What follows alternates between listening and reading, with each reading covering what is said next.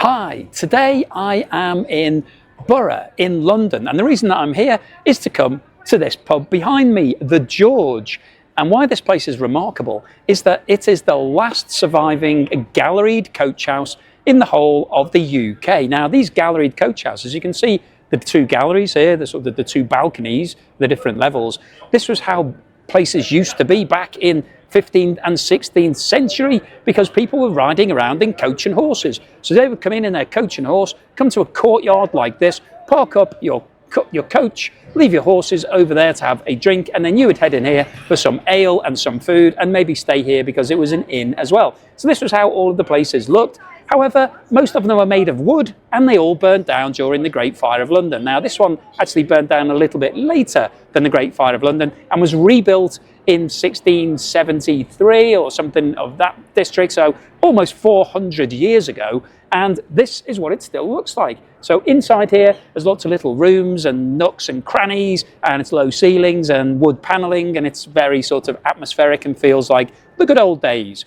But the George is famous for doing great food, and this is part of the Green King pub chain. So it's offering a full menu from Green King, and here we've got a massive courtyard. So there's a pub over on this side, which is all of this side.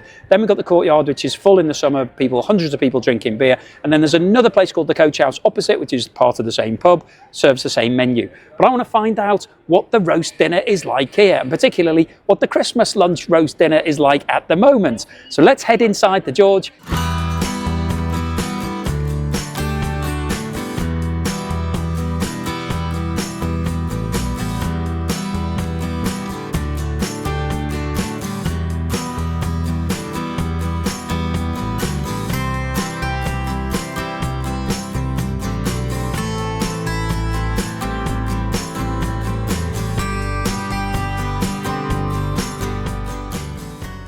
So here I am in the George, which is one of the oldest pubs in London. And this place is fantastic. It's a myriad of different rooms, and it's an old galleried coach house. And a coach house was basically what they had back in the 1500s, because everybody made their way around the country by coach and horses. So we have a courtyard outside the window here. The coach and horses used to come up, and then they would stop in this courtyard, so you could give the horses some water. The coach would park up, and then you could come in either for a refreshment, something to eat, some ale, or they had rooms here. It's an inn as well, so you could stay here. So these were the sort of places that were all over London. If people were passing through, they could stop in their coach and horses and come in and have it, or stay for the night. Now, this is actually the only galleried coach house that's left, that's surviving in the whole of London. Most of them were demolished when we moved to the railway system and people stopped using coach and horses. They didn't need them anymore. They were a bit of a waste of space. But this one was maintained. Some of it was demolished, but the main structure still exists. So we've got 3 different levels. There's the ground floor, and then we've got first floor and second floor. So there are galleries there. And these coach houses used to double up as form of entertainment. So they would do some plays here. You could go out onto the balcony, do a Romeo and Juliet balcony scenario, those sorts of things. So really good, interesting piece of history in London. If you're coming to London, I'd definitely come in here. The courtyard outside now is full of tables. So this pub uses it, and in the summer it's absolutely rammed out there. It's actually quite a sunny day today, so there's quite a lot of people out eating and drinking. A little bit cold for me, so I'm sitting right next to one of these new modern radiators, so it's nice and warm and cozy in the spot where I am. Now downstairs it's absolutely rammed, quite low ceilings down there, very cozy feel, quite small little nooks and crannies, everybody's crammed in. There's lots of different pieces to this pub, so there's a bit over there, there's the coach house over the other side of the courtyard, which is another part of the pub. You can get the same food over there. So really interesting place to come. Now, I placed my order for food at the bar because the app isn't working today, the Green King app. I think it's too busy here. The staff would be chasing around all over the place trying to take people food and drinks. So it's not operating, so I had to go to the bar. So I bought my pint of Guinness, so I had to pay for this. It's not included in the price of the meal. Come on to talk about the bill at the end. So I've got that, waiting for my food to arrive, and I've ordered the roast dinner. And because it's close to Christmas, it's the Christmas roast dinner. So we'll see what that's like. Really looking forward to having a proper roast with some roast potatoes. So very excited about that. So I will see you when the food arrives.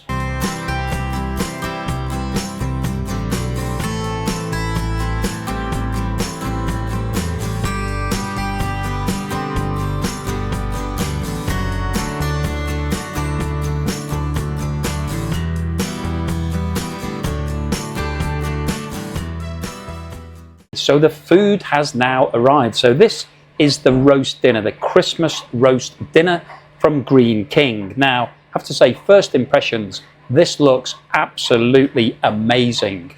So we've got roast potatoes, which were not, they didn't exist on the Wetherspoons lunch. We didn't get any roast potatoes. We've got sprouts, which also were not on the Wetherspoons lunch. So roast potatoes and sprouts, I think, are a mainstay for anybody's Christmas lunch. Talk to anybody, even if you don't like sprouts, everybody knows you always have sprouts on there. Got some Chantenay carrots, which have been nicely roasted. Got a big chunk of stuffing. Got some turkey, which looks like it's been freshly sliced. So I'll have a go at that in a moment. I've got a little pot of gravy here, which is quite nice. So you can pour that on yourself and do as you wish. And then I've got a nice bit of red cabbage over here and one pig in blanket. So I've got that as well. So let me pour this gravy on and get started. So I've already got some gravy on the turkey, but wow, there's a lot of gravy here. Wow, it's a really big portion of gravy, which is great because I'm always a big fan of getting everything swimming in gravy when you're having your Christmas lunch or any sort of roast dinner. So I've got a lot of gravy. Let me try the turkey first because that's obviously the hero of this dish. So I want to see whether or not the turkey is up to scratch. Now, first thing to notice is that compared to Wetherspoons, it's a lot thicker. This is real turkey. This has been sliced by somebody. Wow. So that is real turkey. That is proper, thick, freshly cut turkey. That tastes really good. The gravy is really tasty as well, so it adds extra to it as well. That's really good turkey, really good gravy. Great combination. Let's have one of these roast potatoes. Now, how many have I got? 1, 2, 3, 4, 5. I've got 6 roast potatoes here. Let me just cut through this one. This one's got a lot of gravy on it. So you can see it's nice and white and fluffy. It's quite big and thick. So I've had roast potatoes recently where they've been a bit hollow and a bit not very nice on the outside. That looks really good. It's really hot. Okay, it's not that crunchy on the outside, that one. Let me try a different one, see if they're all the same or whether I've just got a bad one. Not very crunchy, but it's nice and soft on the inside. It's got a good amount of potato in there as the second one. All right, a little bit. That one's better. That was a bit crispier. Let's have this third one, which hasn't got any gravy on it, and see how this comes in. Do you know, they're actually not bad roast potatoes. They're not as crispy as if you were cooking them at home in your own oven, but compared to other Christmas lunches I've had and other roast dinners, that's pretty good. Let's try this pigs in blanket, because this is traditional Christmas fare. You only get it really at Christmas. It's basically a sausage wrapped in bacon. Now this bacon looks a bit fatty. As you can see there, it's like there's a lot of fat on that. So I'll eat it. I wouldn't normally eat fatty bacon, but I'll have a go just to see what it tastes like.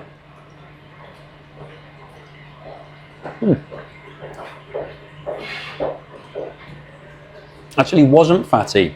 It was just a bit undercooked, so it looked very pale and white as if it was fat, but actually it was just bacon that hadn't been cooked that well. It was okay. Sausage is all right. No, it's not the best sausage I've ever had, not the best bacon, but it was all right.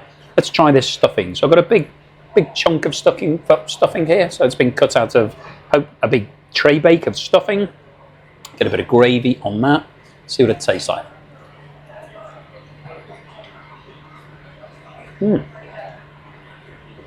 That's nice. That's really tasty, actually. That's the sort of stuffing I like. It's not meaty stuffing, so it's basically like sage and onion. So the traditional classic that you would have with a roast dinner. A lot of sage in it, quite a strong sage taste, which I like. That's good stuffing, like that. Okay, sprouts. Let's talk about sprouts. Now, this is probably the most contentious part of a roast dinner because traditionally you have sprouts, and sprouts, if you don't know what they are, if you don't have them, they're basically like a very small cabbage. So it's a green bulbous plant that grows on a stem, and you have maybe 15 or 20 of these little sprouts that come off the stem, and then you pluck them off. And traditionally you would boil these. There's lots of different ways of trying to make them more exciting, but most people in the UK don't really like sprouts because you force-fed them at Christmas by your mum, and generally they'd be overcooked and mushy and sloppy, make you feel a bit sick, and then your mum would tell you that you had to eat all of your sprouts, and you say, I don't want to eat all my sprouts, Mum, I don't like sprouts. So you eat your sprouts, so you're not getting any Christmas pudding, so you'd have to eat your sprouts, and then you'd be just not feeling very good about it. So a lot of people don't have sprouts anymore on their Christmas dinner because they've got bad memories. We're all scarred by PTSD for sprouts. But they have made a comeback in recent years, and if you cook them properly, they're meant to be a little bit al dente, still retain some of their firmness and be tasty. So I haven't eaten a sprout for quite a long time, many years in fact, because of my mental scarring as a child. Let's try this and see what it's like.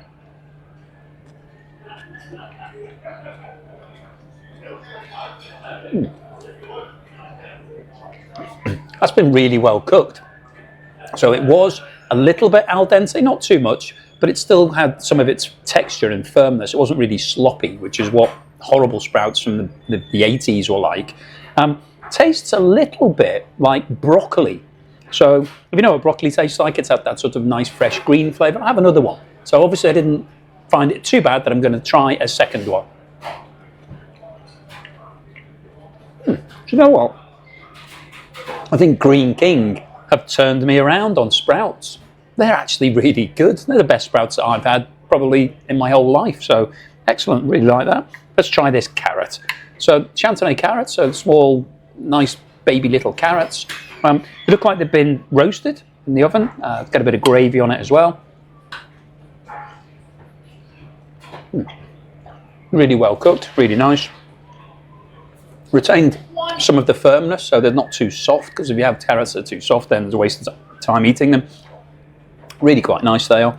And then the last thing that I haven't had so far is the cabbage. So cabbage in this sauce, let's have a bit of that. That's nice. That's it adds a little bit of just extra taste, and it's got that sort of slight chutney type flavour to it that you would have if you have if you like chutney. So I'm going to mix a bit of the cabbage with the turkey, see how that goes down. I have to say, this is a great Christmas lunch. Really impressed with it, really nice. Turkey is really good quality. Roast potatoes are decent. Sprouts are surprisingly good. Carrots are well cooked. Stuffing's tasty. Cabbage is tasty. Lots of gravy, tasty gravy. Can't really fault anything about this Christmas lunch. It's great. So let me finish the rest of this and I'll see you at the end for the wrap up. Okay, so here I am at the end of the meal. So what was my overall assessment of Green King's Christmas lunch? Well, I have to say that it was pretty impressive. So it was a big plate, lots of food. That was a really good portion. We had 2 slices of freshly cut turkey, which was thick and tasty, just how you like it. Wasn't dry, because obviously that's something that you can get with turkey. If it's been overcooked, it'll be dry. Nice and succulent, really tasty. So impressed with that. We then had a lot of roast potatoes, actual roast potatoes. This was something that was missing from the Wetherspoons Christmas lunch. Real roast potatoes. They were decent. You know, they weren't the best roast potatoes I've ever had, but they were pretty decent. A couple of them were crunchy, and they had lots of filling, nice and fluffy, tasty. The gravy, there was loads of gravy, and it came with an extra little saucepan of gravy that I could pour on exactly where I wanted it to go. So very happy with the gravy, and it was really tasty as well. So yeah, big tick on the gravy front. Then in terms of the rest of it, we had stuffing, which was nice, big chunk of stuffing, big nicely cut piece. Very tasty, tasted sage and oniony, lots of sage in there, just the way I like it. We then had some sprouts. Now, as we discussed, sprouts is a bit of a contentious issue. Not everybody likes sprouts, including me. I would say I'm pretty much a sprouts hater. But actually, those sprouts started to turn me around because they were really nicely cooked, nice and fresh, tasted really quite interesting, a little bit like broccoli, so I was happy with the sprouts. The carrots, they'd been cooked nicely as well, Chantenay carrots, they were good. And then we had the cabbage, which was on the side, which was also really tasty. So overall, very impressed with that Christmas lunch. Big portion. As I said, I couldn't eat all of it, actually, it was so full. So what about the cost? Here is the bill. Now, they don't do a meal deal here. Green King don't offer that, so I had to pay for my pint of Guinness separately. My pint of Guinness was £6.20, and the Christmas lunch was £18.50. So in total, for a pint of Guinness and the Christmas lunch, it was £24.70. So that's, you know, restaurant prices. That's what you'd expect to pay in a restaurant, 18 sort of pounds, at the lower end of a restaurant. But I would say that the quality of the food and the speed of service and, you know, the amount of food, yeah, it was pretty good. And it's a Christmas lunch after all, so you're going to pay a little bit more. It's going to be £2 or £3 more than standard lunch when you're going for the Christmas special. So, you know, I don't think it was overpriced. I don't think it was too expensive. But yeah, it was a good quality meal. So what's my overall score, taking into account the price, the food, the quality? Well, I'm going to give the Christmas lunch from Greene King 8.5 out of 10, which is a very good score. And as you know, if it's over 7.5, I would definitely come back and I would have that Christmas lunch again tomorrow. If somebody else wanted to take me to Christmas lunch, I would suggest that Greene King is a good place to have it. It's got all the right ingredients. It's a nice big meal, very tasty. It will fill you up and it ticks all of the boxes. And it's a very nice place to come to. I'm in George at the moment, but a lot of Greene King pubs are quite homely. They have that nice feeling to them. So definitely recommend it. So thank you for watching this video all the way through to the end. Please give me a thumbs up if you haven't done so already. If you're not a subscriber, please hit that subscribe button and I'll see you again on the next video.